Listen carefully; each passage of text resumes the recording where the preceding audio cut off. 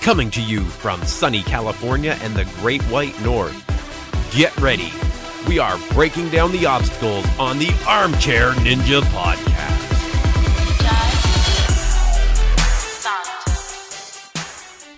Hello, everyone, and welcome back to the Armchair Ninja Podcast. It is Friday, September 15th, 2017.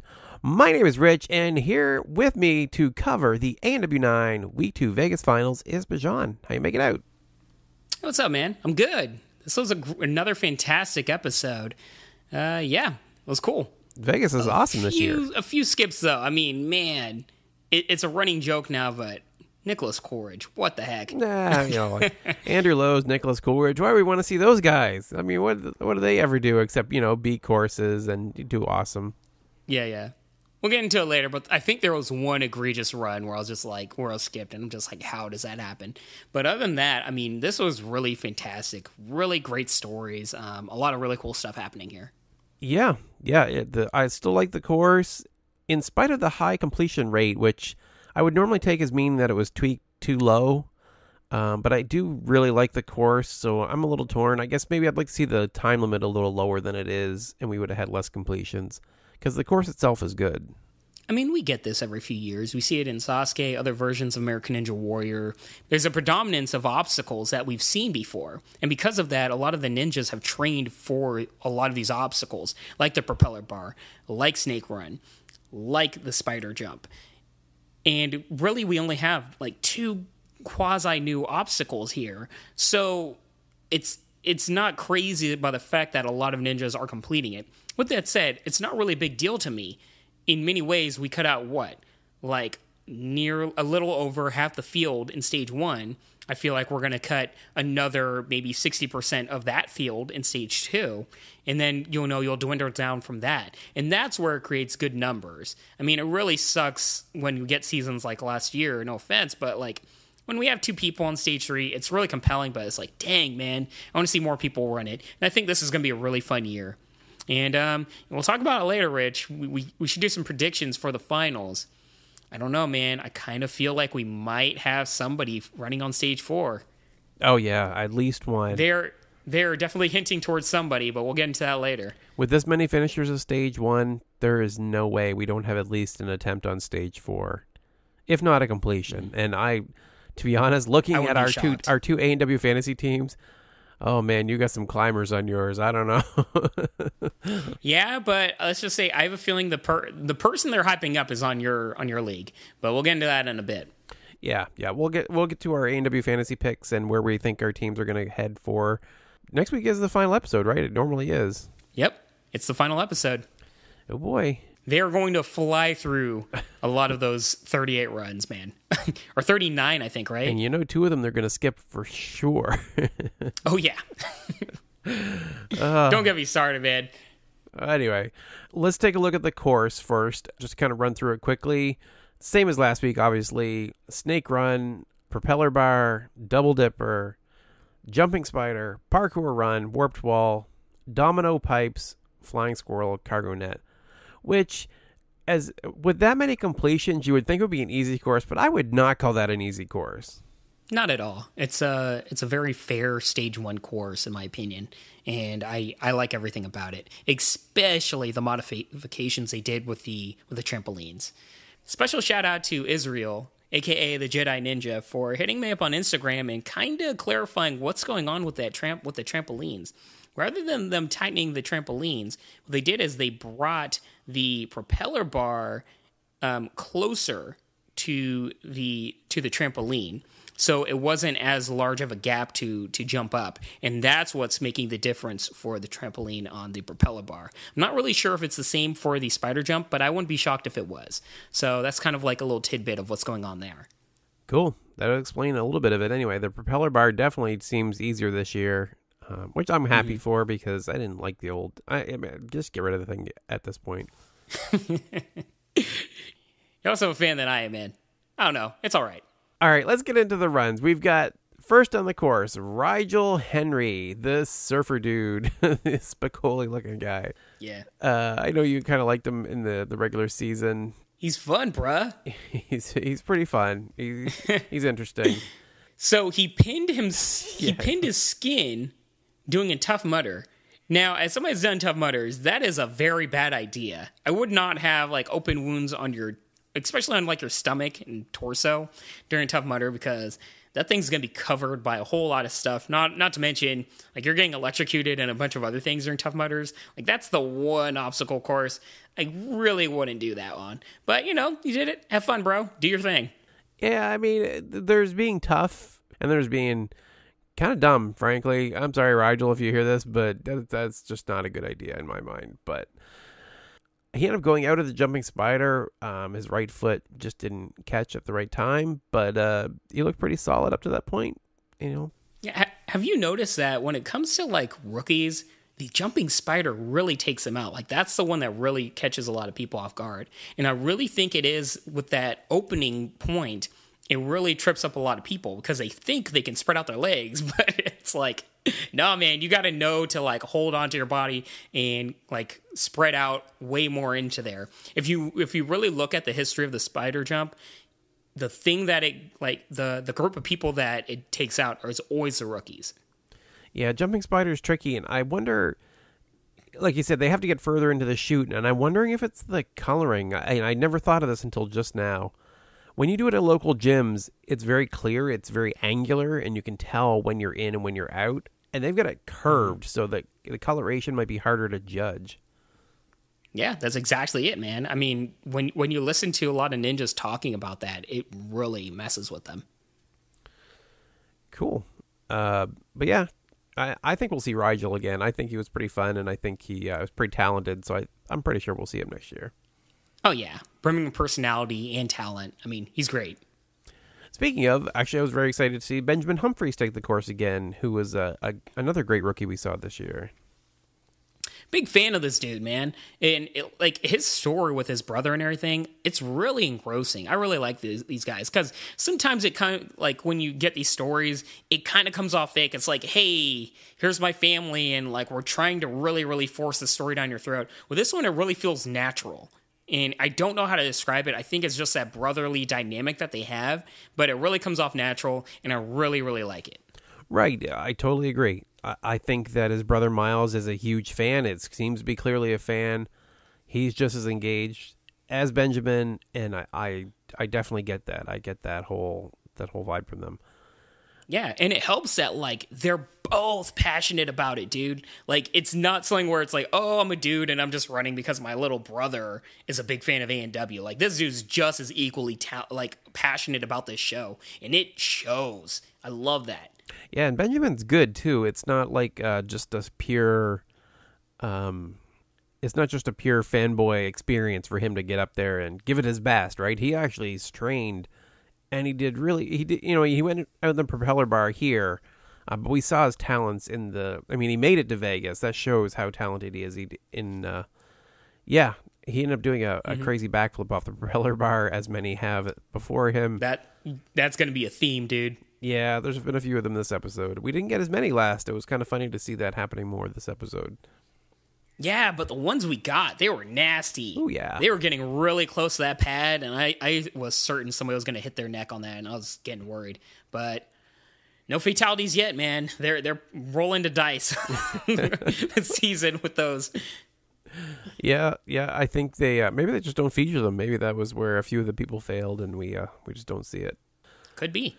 Great job from Benjamin, and we'll look forward to seeing more of him in the future. We did get some fast forwards after him, including Jerry Dorilio, who ended up going out on the double dipper transition. So next to take the course was Robin Peachman, Coast Guard rescue swimmer, whose father was in from the Czech Republic to see him run in Vegas. He was looking really good through the first half. He had good pace, but he ended up going out in the flying squirrel transition. I actually thought he was going to beat it. Which would have been really early in the episode, but the pace he had going, I thought, geez, this guy's going to actually beat the whole course. This run was a really pleasant surprise for me. I mean, I don't know anything about this guy. I don't know if he was featured at all or anything, but I was like, he's complete unknown to me. I'm like, oh, cool, they're showing somebody new. I didn't think he was going to get this far, dude.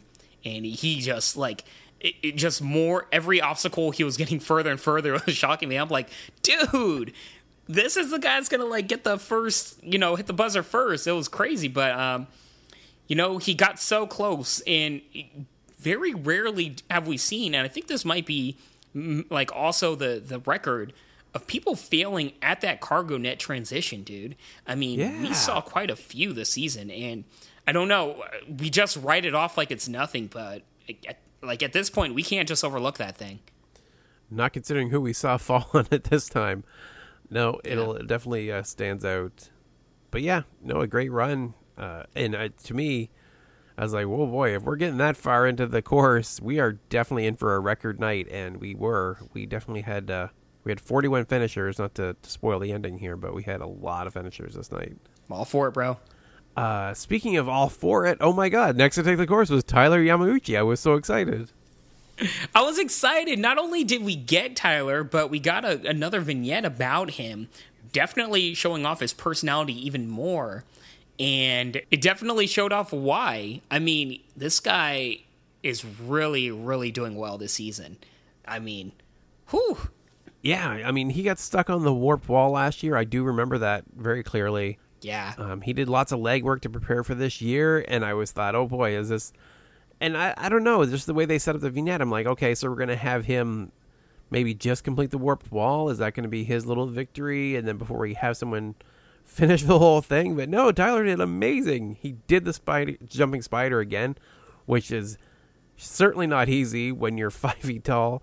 And he was able to beat the wall. He kissed it, which was kind of funny. Mm-hmm. I was so happy for him. For those that aren't aware, that maybe didn't listen to our earlier episodes, Tyler was joined us on the podcast a couple weeks ago. Super nice guy, super great ninja, and so excited to see him hit stage 2. Yeah, great guy, really personable, fantastic guy. I'm super happy for him. Not just that, he broke a record for the shortest person, gender-wise, no matter what, to complete stage 1. That's a really cool record to have. Not just that, I mean, the way he flew the transition between the double dipper, I mean, that was insane. He flew so high, he pretty much, like, grabbed onto it with, like, underneath his arms, like, in his pits, man. It was really cool to see. This was one of those really engrossing, fun runs. Dude, I can see him easily getting far, far into stage 3. Yeah, I think about how well he could do. It's actually really interesting to think of. Imagine if he wins the show. That would be amazing. I can't wait to see next week. It's like, it's going to be crazy. I really agree with you, Rich, that we're going to see somebody competing on stage 4. And what if it's like somebody completely off our radar? Like, how crazy will that be? Well, it was last time, really.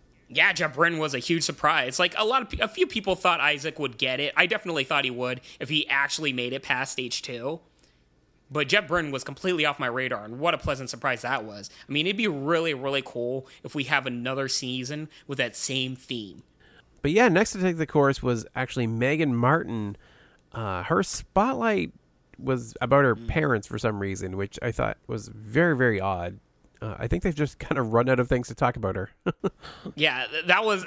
this episode, we definitely got a lot of our favorite ninjas, and we definitely could tell, or at least I could, that they are grasping at straws for a lot of these stories. And I don't know. There's so many other ninjas that they can focus on with really intriguing stories to themselves. In particular, Nicholas Coleridge. And, some other ones, and I don't know. This really wasn't needed. I get it. Meagan Martin's a big name, and you can just highlight that, maybe in the little short window thingy that they have. But I don't think we needed a whole shebang about her family and all that. Yeah, and it was weird because she was so early in the episode that I was like, oh, Meagan didn't do very well, I guess. And then I realized, oh, wait, no. We still have Jessie and Kacy in this episode, and when you consider those three, okay, Meagan going first makes a little bit of sense, I guess. So let's see how she did. I was really excited because I was determined we were going to have multiple women finish stage 1 this year. I would have lost money on that in a heartbeat this episode. Yeah. Dude, I was 100% certain. And we got close. We did, man. We got so close. Meagan did great. I was really excited that she managed to beat the warped wall. Unfortunately, that was what would have been like, completely, uplifting in previous years. ends up being a little disappointing because he kind of wanted her to go further. But it's a new record for her. It's a new milestone. I'm very excited that she was able to do it. So we'll see if she can make it a little further next year. It's hard to say, but in many ways, this was the most frustrating run of the night for me. It's just, she was going at a very more lax pace. And I definitely understand. I mean, it's hard for me to just criticize being like, oh, why don't you go faster? I mean, like, I get it, right? But it's hard to see because you want her to continue and you know the time is running and you see how much time she's taking between obstacles. And then you see her, struggle, really like a comedy of errors in various different obstacles in the middle part of stage 1. And she doesn't really hit the boosters going into them.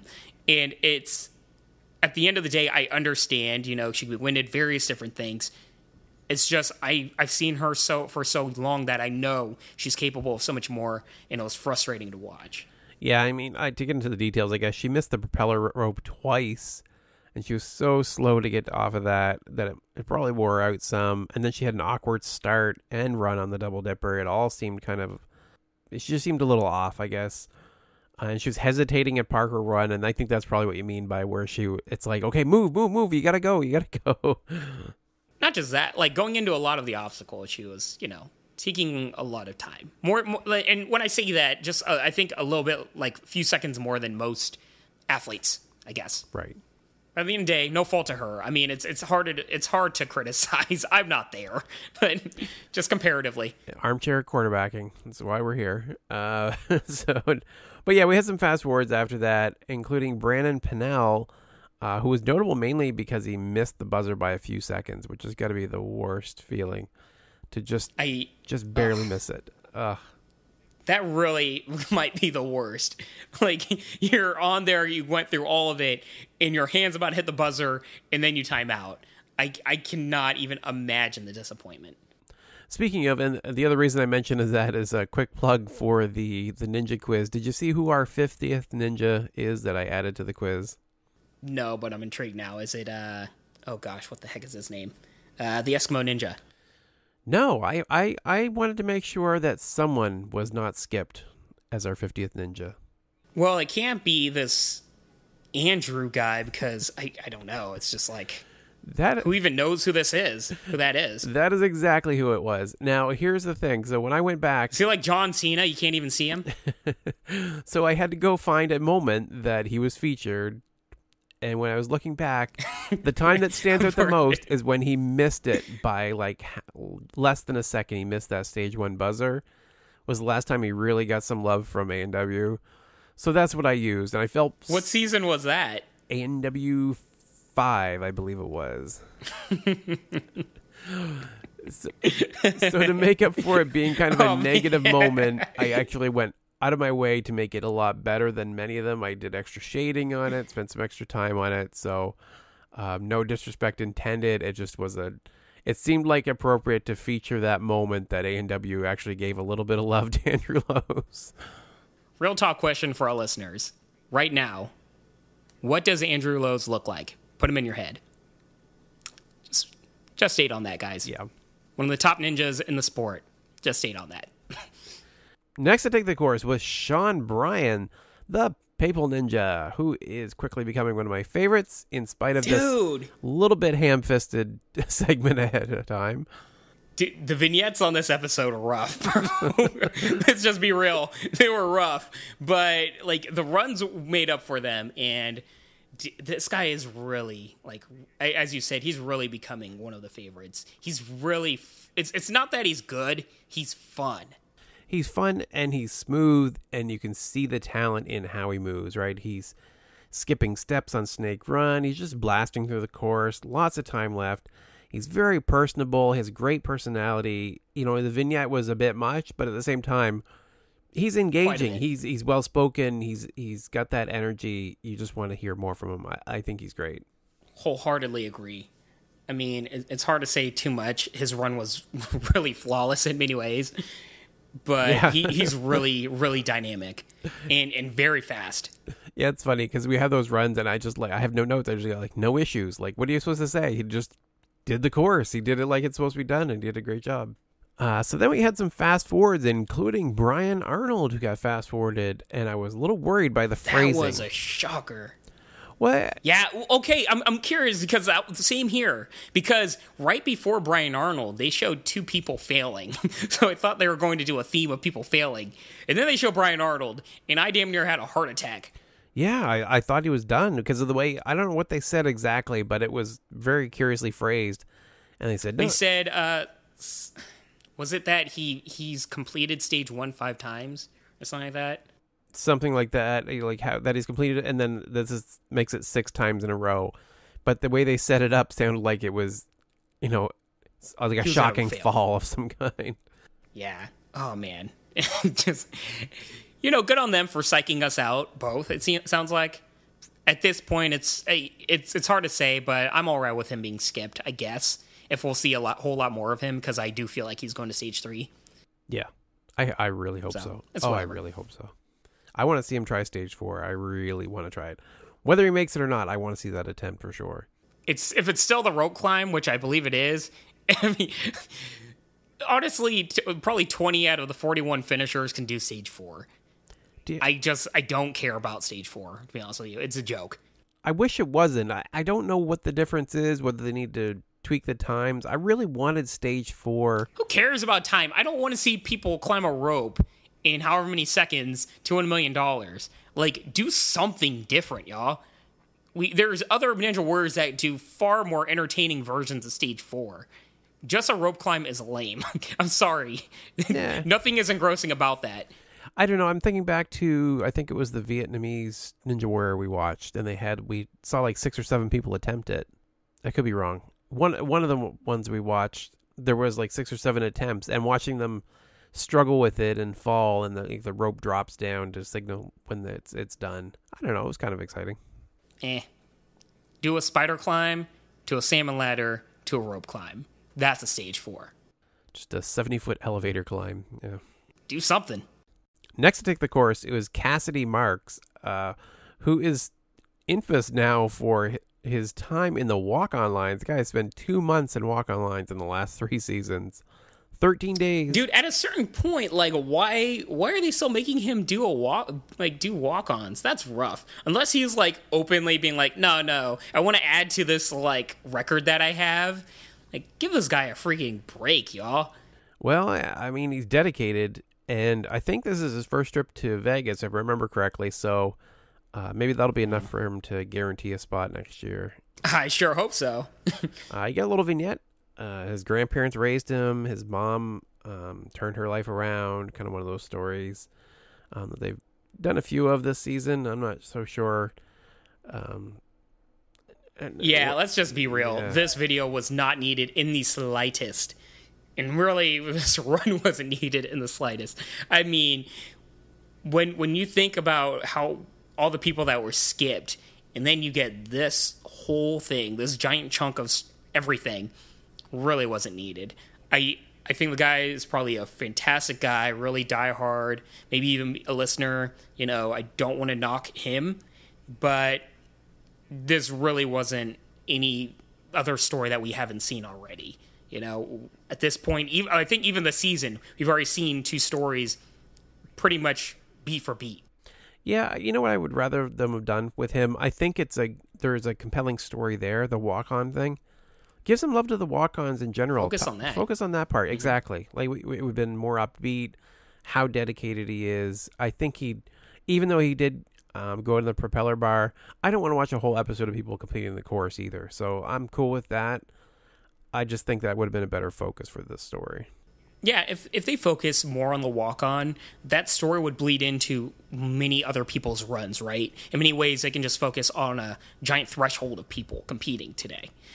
But instead, we had a very narrow focused storyline about, it's decent and all, but it's like, I don't know this guy or his family that well to have that giant connection between him and his mom and everything else going on in his life, and really to, like, wish them, like, oh, that's cool. Now I really want to see you run. It's not the same, man, and I don't know how to describe it, but I guess the best way to describe it is earlier in the episode, we saw the story between the two brothers, and it was very, very real. And even though this is a real story, the way they presented the vignette really seemed forced.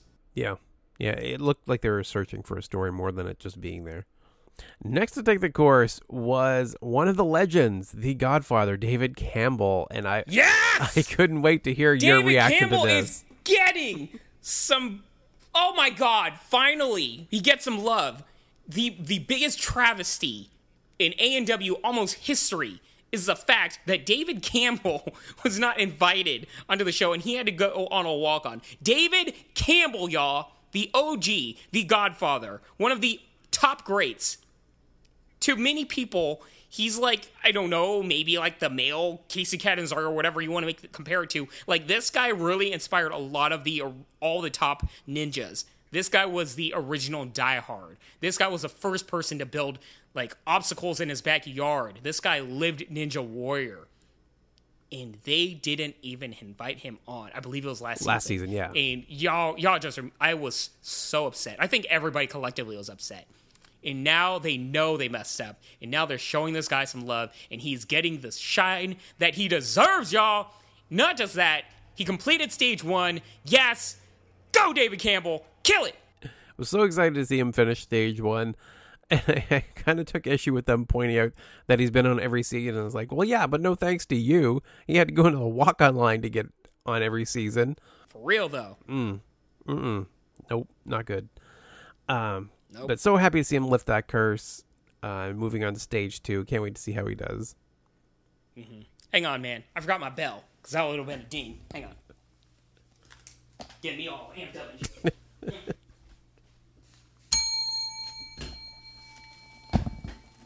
That's right. All right. So then we had a couple of fast forwards, including Jamie Ron, Captain NBC, and Ryan Stratus. Like, a little heartbreaking to see them fast forwarded, but I'm so glad to see that they both were able to beat stage 1. Yeah, I'm really excited for them. They are going to be really fun presences in stage 2 in particular. Really intrigued of how to see how Jamie Ron does, because that dude's been next level this past year. I mean, I don't know what's been going on, but his training and the way he's been running has been really, really top tier. Yeah, Jamie's been amazing. Ryan's been amazing for a long time, and yeah, we'll see how they do. Next to take the course was Janique Lovett. Well, Janique's getting a lot of love this season. One of the breakout stars in terms of like pop culture, like, you know, in terms of the casual audience and everything. She is by far one of the biggest stories coming out of this season, and I am so happy for her. We all remember her amazing story when she was just first announced in the LA qualifiers, I believe, right, Rich?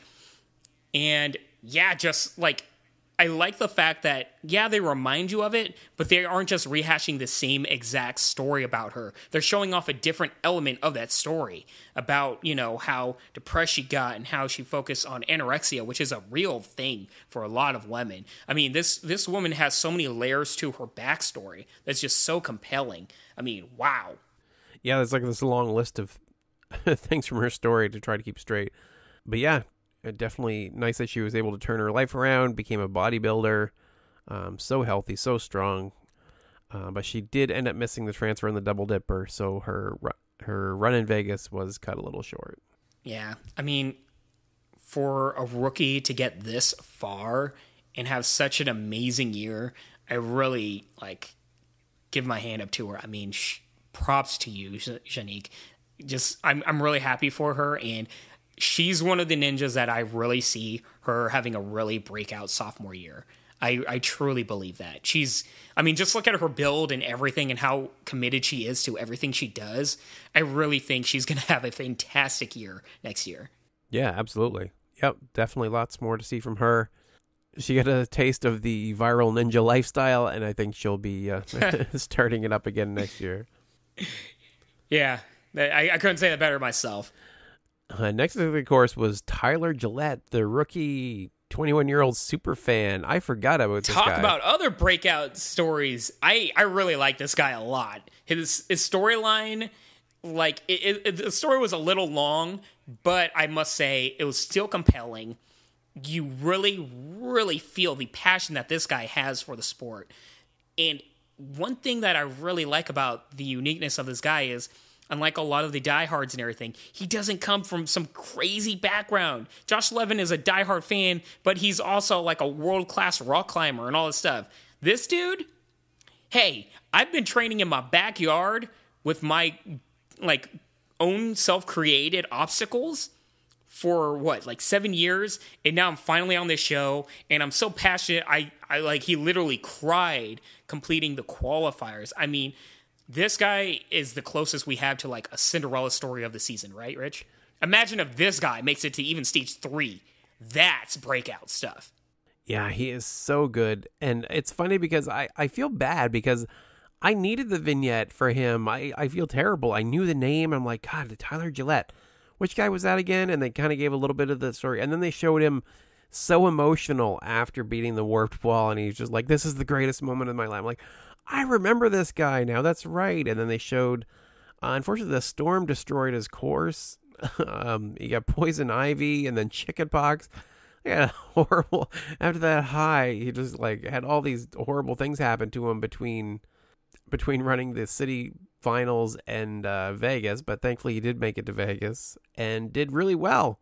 He stayed optimistic after the storm because they could have easily harpered on that point as a really sad tragedy, but they didn't, and I like that. Yeah, that's a good point. That would have been really easy to play up. Like, I didn't know what I was going to do. I didn't know if I was going to be able to compete, blah, blah, blah. No, it was like, yeah, I had all this horrible crap happen to me, but thankfully I made it here and everything's good. So, yeah. Really happy for this guy. Really curious to see how far he goes. I mean, he's really young, 21 years old, first year, but he's running like a seasoned veteran because he's been training for 7 years, y'all. So he's a big question mark, I think, to everybody, right, Rich? Like, yeah. Who knows how far he's going to go? He can fail on the first obstacle on stage 2, or he can make it all the way to stage 4. Who knows? Really, really curious about this one. So then we had some fast forwards, including Rebecca Bonilla, who went out on the propeller bar. Unfortunately, I think it was Thomas Stillings that told us to keep an eye on her. Yeah, I think it was Stillings. Yeah, so Rebecca's someone where I've been keeping a close eye on. When Thomas says watch, I'm watching closely, and she did great in the finals course. Unfortunately, a little bit early in Vegas, but we'll see her again next year. Yeah, in many ways, I mean, it's when Ninja say like watch out for peeps. Remember, y'all, there's like National Ninja League. There's various different competitions around the world, and there's Team Ninja Warrior. This is not the last we're going to see of this athlete. Right. And speaking of dominating the local and national Ninja League and all these other things, Adam Rayl takes the course. I like how you did that, bro. You like that transition? That's pretty good. That was good. Adam has been training an autistic kid who reached out via Instagram to him. That was a cute little segment with them. It was cute. His mom looks terrified every time he takes a course. Like, I'm not sure. I feel for that lady. Did something happen to Adam at some point? Was he running a course and some horrible accident happened? Because she looks worried for every single thing he does in that course. It's not that she looks worried, but it's like that next level worry where like they look sick to their stomach. Yeah. You know, like and I worry for her, man. Like I feel like she's gonna vomit on the side from like stress. Like I just want to like console her. I don't know.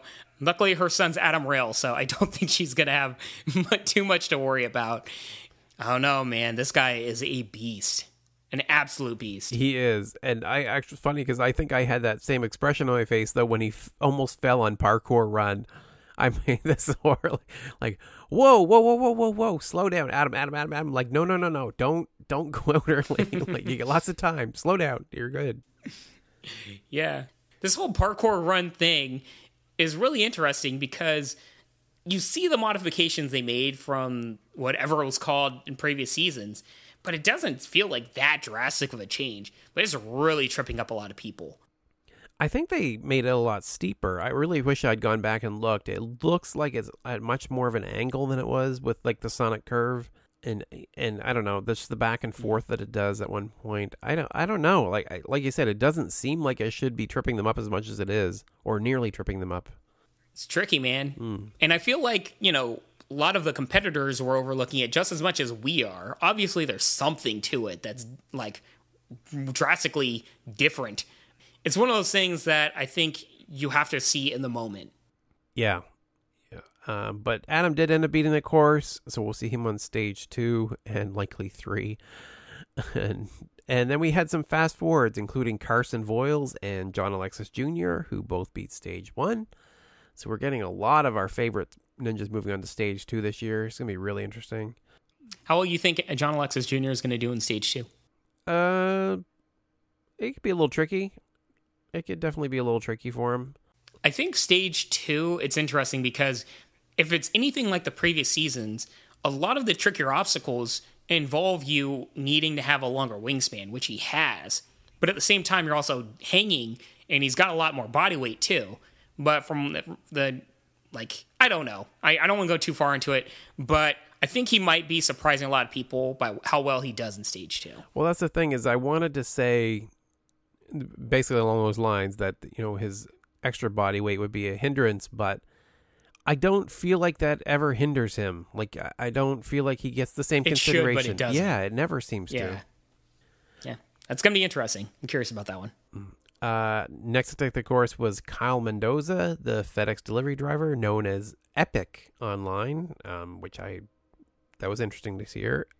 So weird. A little bit, but it's whatever. He's got 100,000 plus subscribers, so I mean, which is why we're seeing him. So he had a reckless run in the first 2 obstacles, just going at a weirdly fast pace, and ended up going out in the double dipper transition. Just missed it. I don't know. It's another one of those things where it's like, I didn't really need that video, didn't really need the run. It was reckless and fun, but this whole thing was way too long to get to that.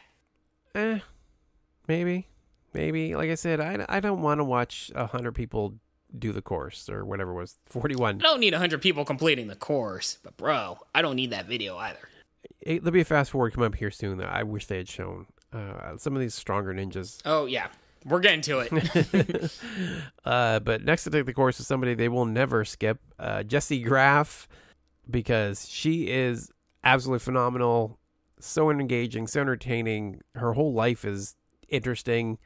She's on the cover of Women's Health this month. She's joined the circus for crying out loud. Like, how much more does she need to do to make her story compelling? Like, unbelievable. Never a lack of things to talk about. Yeah, I mean, it's definitely interesting.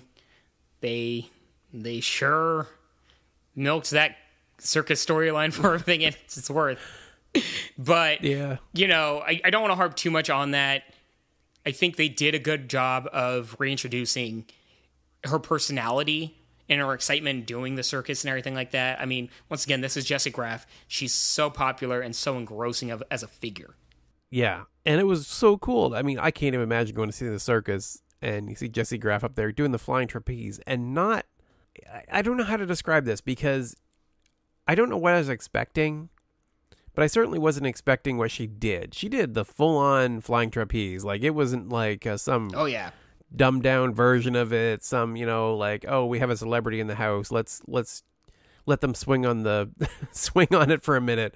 She full-on did the flying trapeze like you always see it done. Amazing job. Yeah, props. I mean, that is some scary stuff. I don't understand how anybody does that stuff.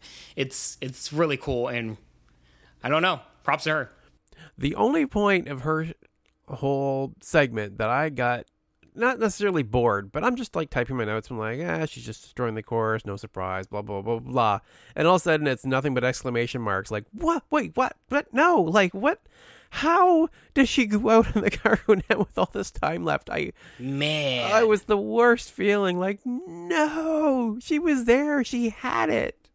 It's so much worse because the things that worried me about her run were the 2 unknown obstacles, right? I mean, you can, especially that double dipper. I mean, that's a terrifying thing. Luckily for us, we just saw her do trapeze transitions. Yeah. So it's like, we know she at least has some comfort in that type of obstacle. But, it's a scary thing, the unknown. But the flying scroll, we just saw her do it last year. I mean, I thought she had it in the bag, man.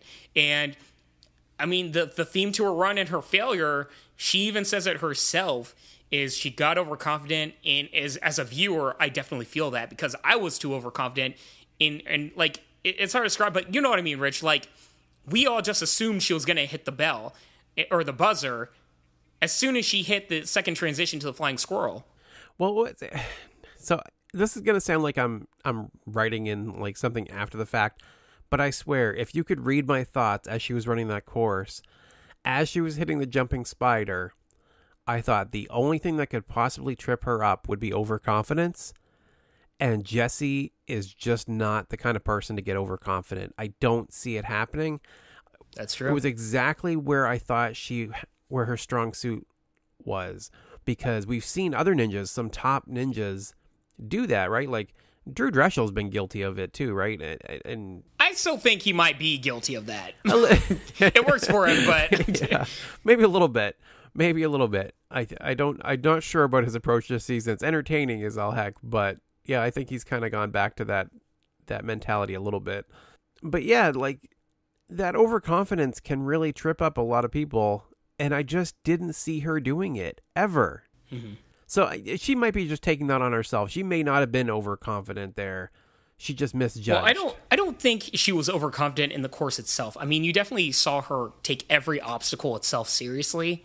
When I say overconfidence, I think she just overlooked that cargo net transition. I guess that's a better way of describing it.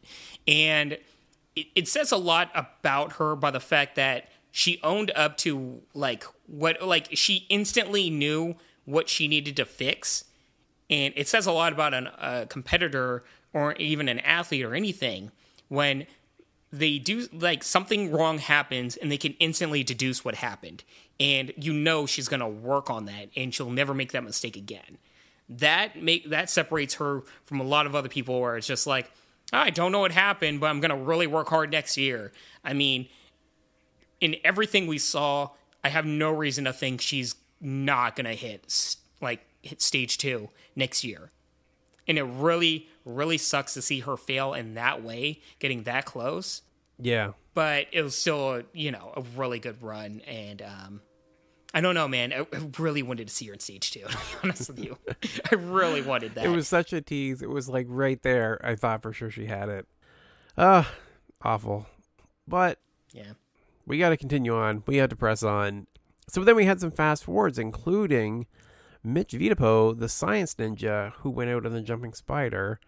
And I was really disappointed to not see that run, which I'm thinking is probably not the fast forward you're thinking I wanted to see. But we needed some good failures in this episode. I mean, Jessie's was too much to handle, but most of the time I would have appreciated someone like the science ninja, someone we know is extremely good. For him to go to the jumping spider is really shocking. I guess. You're like, who's this guy?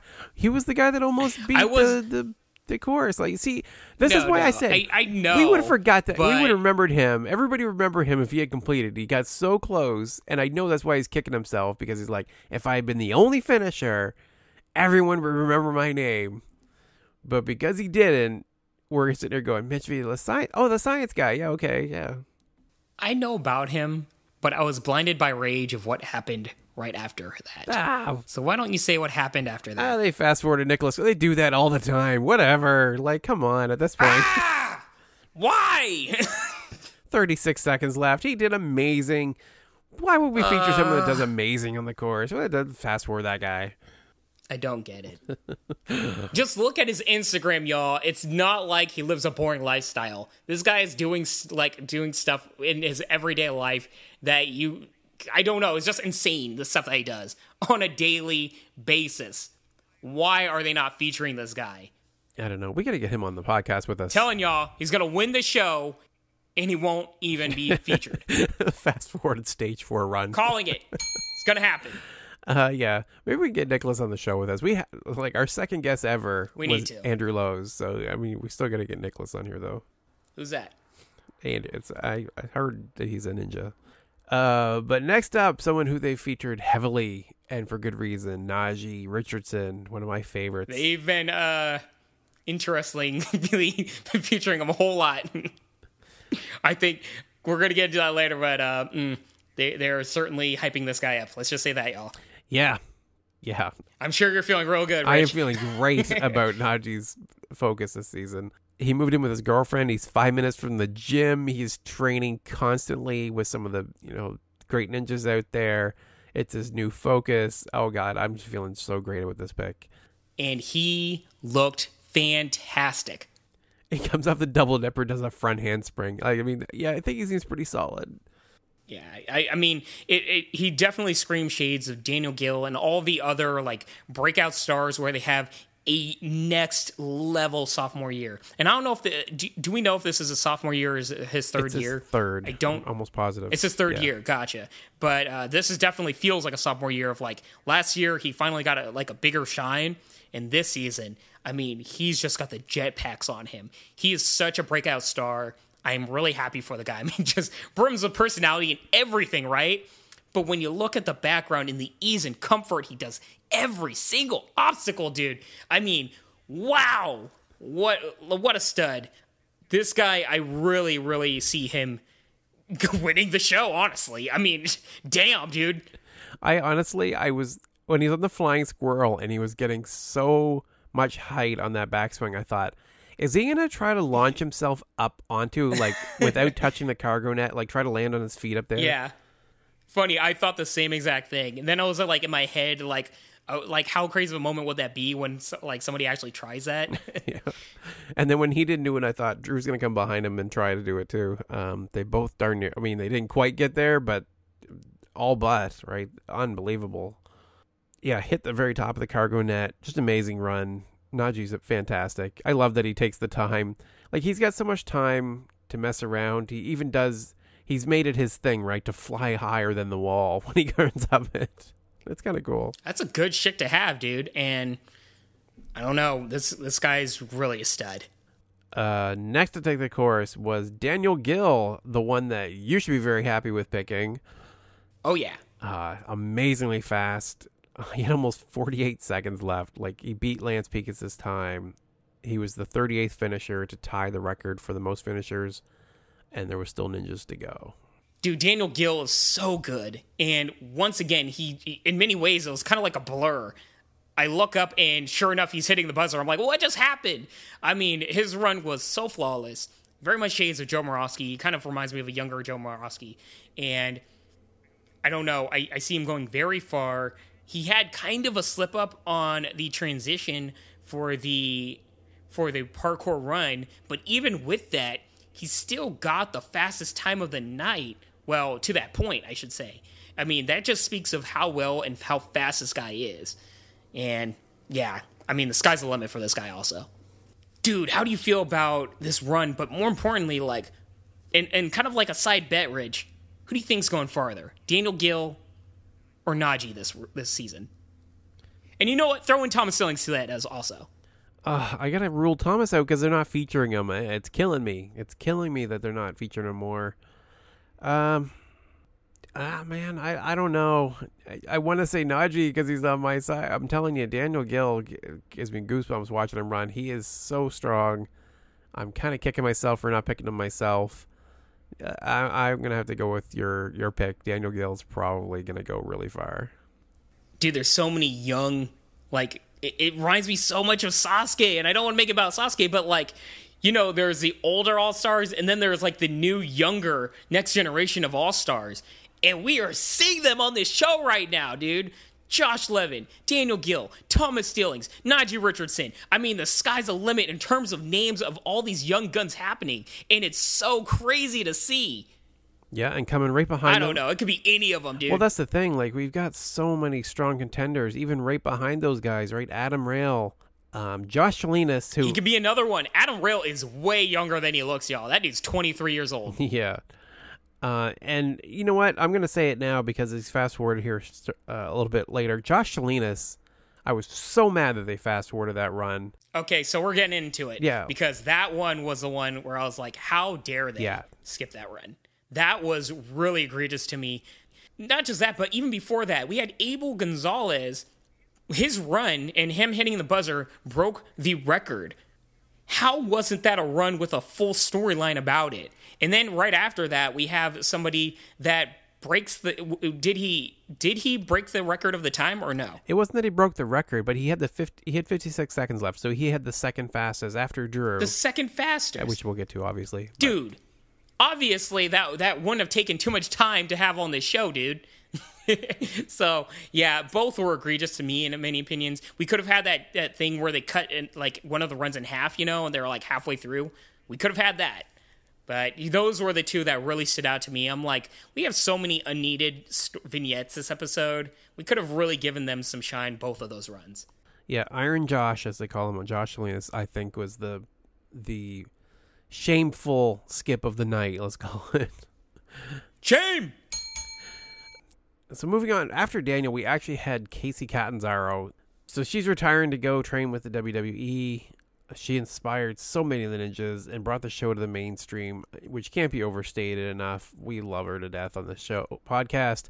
Some of our listeners don't as much. That's okay. Everybody's welcome to their opinion. I think it's a good time for her to retire. It is. And yeah, it's a great time for her to retire. She's going to a new profession that she also had a passion for growing up. So I'm really happy for her, because going to WWE is not an easy feat to do, especially for somebody her size, and I really wish her the best. With that said, I mean, they had such an amazing video for her, and I really felt like this was warranted in many ways. It reminded me a whole lot of when they did the retirement for Makoto Nagano and Sasuke. In many ways, she deserves that respect. I'm not going to compare her to the legend of Makoto Nagano, obviously, but what I'm saying is that for what she's done in American Ninja Warrior cannot be overstated. And everything about this video and the respect that they gave to her accomplishments and what she's done, I really, really liked that. It wasn't just some little thing where it's like, oh, here's Kacy's last run. They really, really took their time and really showed, like, really made it a point of what she did. Yeah, she's inspired both the men and the women on the show. Tyler Yamauchi specifically said from his segments early on, like last year, that, she was the inspiration for him. It just can't be overstated, the impact that she's had on the sport, on the show, on everything. So I was very happy to see her take the course. I honestly, for a brief moment, thought maybe she would actually end up beating the whole thing, which would have broken the internet, would have broken the whole the whole thing. But she did manage to beat the propeller bar, which was all I really wanted to see at the end of the day. I'd make sure she got past that obstacle that's kicked her butt a couple times. Mm-hmm. And yeah, she went out in the transition of the double dipper, but yeah, that's great. Yeah. I didn't think there was any chance that she was completing this course, just because they said this particular episode she's retiring. So it'd make no point for her to complete stage 1. But I was really curious to see what would take her out. And, obviously the story is her failing at the propeller bar. So that was a win all in itself. I'm really glad she was able to get past that. Yep. The fast forwards that happened after that, we already covered. And sorry, just really quick, Rich. I mean, most people in my own personal life, when I bring up American Ninja Warrior or that, anything about American Ninja Warrior, Kacy Catanzaro and Jessie Graff are the two names that always come up, particularly Kacy Catanzaro. And it just, as a diehard, I understand people getting sick and tired of hearing her name. But I think we all need to recognize just how much she brought this show and sport into the mainstream. And a lot of the ninjas that we know about now, they might not have ever been knowing or being on this show without her. So, props and respect. Perfect. So then we come to the last run of the night. We actually have Drew Drechsel, who... Yes. You know what? I hate harping on it, but come on. Like, do we really have any doubt that he's going to complete the course? Because you know what I'm going to say, right? Like, how foolish is it? Like, okay, come on. You didn't feature, even let's take Palm out of it. I ranted about Palm enough times. But y'all know at home, Rich was really, really upset about Palm. I wasn't. You know what? Actually, you know what? That's what actually made me more furious about Josh Salinas' run. Because, Josh just had the fastest run of the night, but they fast forwarded him, and Drew's going to take the course. I wonder if Drew's going to fall. Maybe he gets overconfident, like Jessie says that she did. No, there's no way, because they would have showed Josh's run if it was the fastest run of the night. Foolish, stupid editing. Fix your stuff, NBC/A. Smith and Company, or whoever is editing the stupid thing. I guess. I mean, I knew what was going on. I wasn't too upset because it's Drew Drechsel, and I don't ever look at him like, oh, that guy's going to fail stage 1.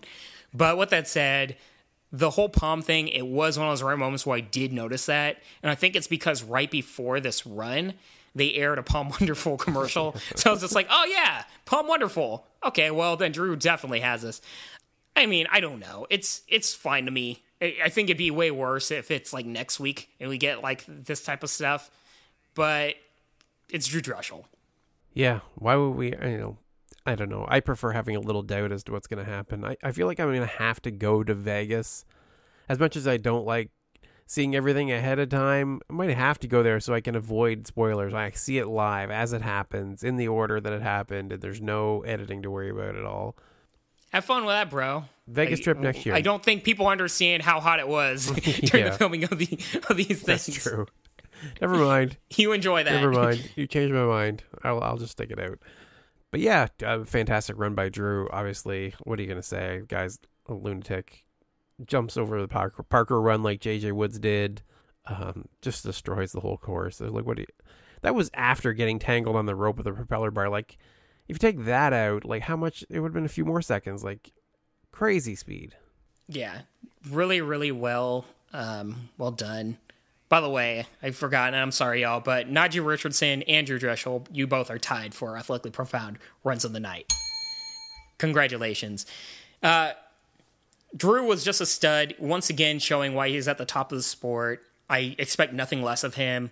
I really expect him to at least go to deep into stage 3. I really feel like this is his year, but I feel like I say that every year, so it's weird. It's just one of those things. Kind of like Isaac Catanzaro, where it's like, oh, he gets past stage 2, he's gonna complete the whole thing. If Drew Drechsel makes it past that one particular obstacle, the rock climbing portion wall, I feel like if he gets past that, he's done, man. He's gold. Drew's like the most telegraphed. This is his year ever. After last year, especially, it's like everybody was just like, well, let's fast forward this 8 months, 10 months, and see, because next year he is going to absolutely destroy this. Mm-hmm. It was a surprise, though, seeing Daniel Gill last year. I shouldn't say a surprise. I think it was more of a surprise that Daniel Gill is the only other one there. Yeah. But I was really entertained by how far Daniel Gill went, and he really cemented himself as just the second top in the sport. And I don't know. Is there anything else you wanted to say about Drew Drechsel before we kind of get into next week? No, I think that's all I had about Drew. Just excited to see how far he goes. I'm like we mentioned, the overconfidence thing. He does seem to be kind of generating that right now, and I don't know. It seems to be working for him at the moment. Let's hope it continues to work. Yeah, it works for him right now, and he's at the top of the sport. I understand it. It doesn't come off too abrasive or anything, but it is something where I just hope that it's more of a shtick for the guy rather than an actual thing. Because when you see too much overconfidence, that's where people make really, really dumb mistakes. Yeah, he described earlier in the season, I think, that he realized that he wastes a lot of energy second-guessing himself, and that basically he has to kind of just go, because that's the way he's going to be able to do it. And I'm hoping that's what it is anyway, and I'm remembering that correctly. Feel free to correct me if I'm wrong, everyone that's listening. He's got that Conor McGregor thing where it's like you believe it's going to happen, and that confidence can propel you to do crazy, cool things. All right, cool. Yeah, I understand that mentality. I don't follow it myself because, I'm just a dude. but when you're as talented as him, you can do that. Going into next season, I mean, I don't know if you saw the preview for next episode.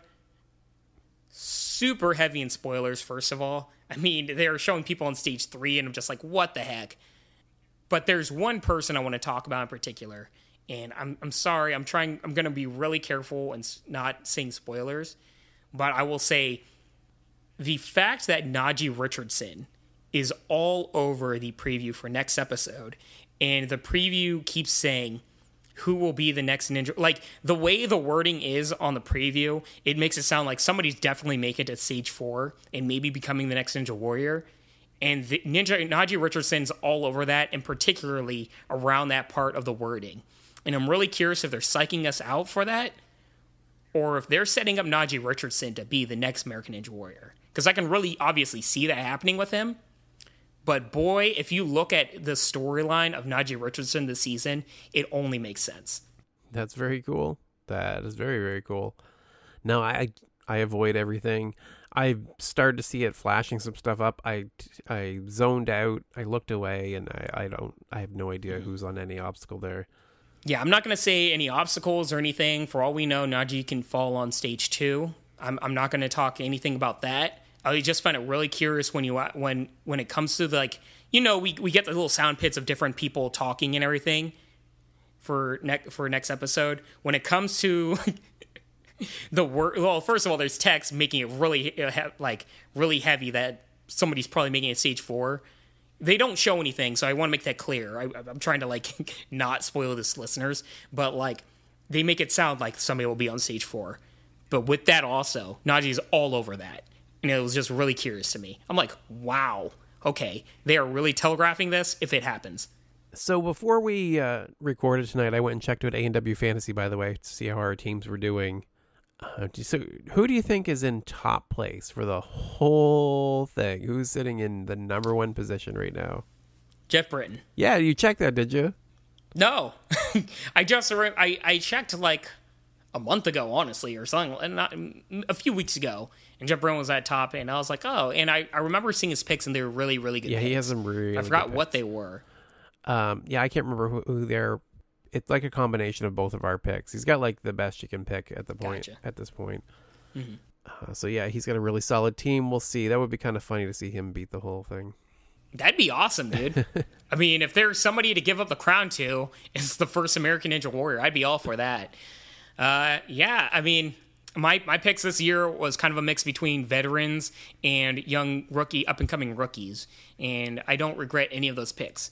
But I can definitely see how he's, focused more on the young guns rising to the occasion. And I'm excited to see how well everybody does next episode. I mean, really, that's really going to determine everything. Yeah, that's the thing, is it all kind of boils down to next episode, because there's not a whole lot of differentiation.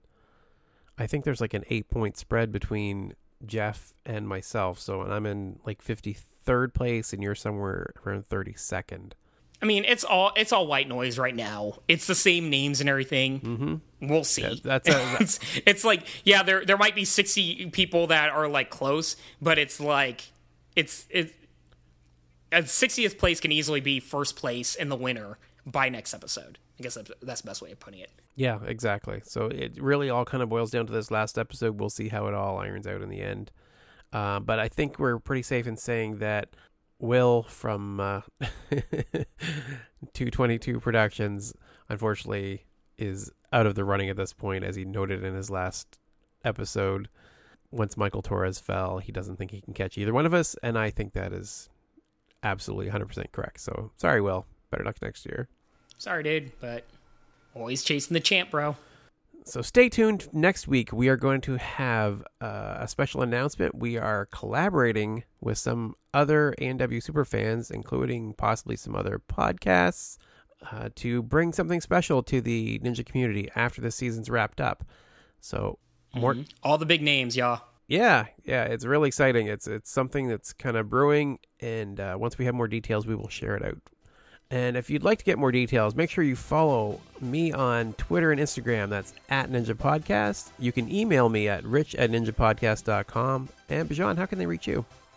Hit me up at Twitter and Instagram at Bijan151. That is BIJAN 151. And a special shout out and thoughts and prayers to everybody in Florida, Texas. I feel bad. I had a plan to talk, just give the shout out the past 2 weeks. But, my heart goes out to everybody. I know a few people that's been affected by both storms. And, I just want to say stay safe to everybody out there. All right. Thank you all for listening, and I hope you have a fantastic week. Peace and the utmost of love, y'all.